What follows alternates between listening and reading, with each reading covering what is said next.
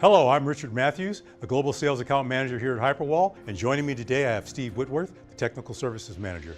And today we're going to be doing a short demonstration of the Hyperwall system. Hyperwall is software that's used to control video walls in corporate offices, in universities, schools, and in command and control centers. Let me show you the topology. First, we'll start off with the output, the stuff that actually goes on the wall.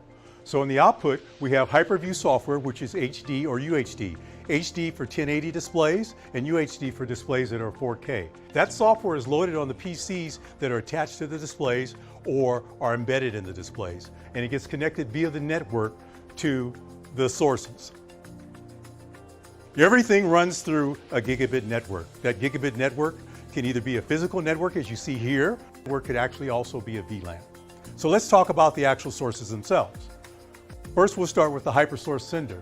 HyperSource Sender does a screen scrape of whatever's on your desktop and then throws it to the wall. It runs on Windows platforms, Linux platforms, and Macintosh platforms. We have HyperSource Browser. HyperSource Browser is somewhat of an extension of HyperSource Sender. This browser allows you to put multiple browser tabs inside of a single application and have them of any resolution, usually only one PC to have multiple pieces of browser content on the wall, therefore reducing the cost of putting those browser windows on the wall.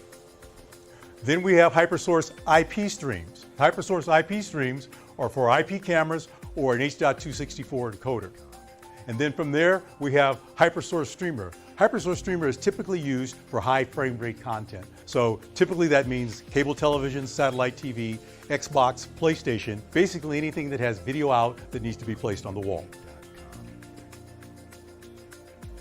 Then we have Control. Control, in this case, is a fault-tolerant system. And in fault-tolerant systems, you have two controllers. So if you were to lose one controller, the other controller would still be operational. And once that controller comes back online, that content would sync and they'd have the same content on both controllers.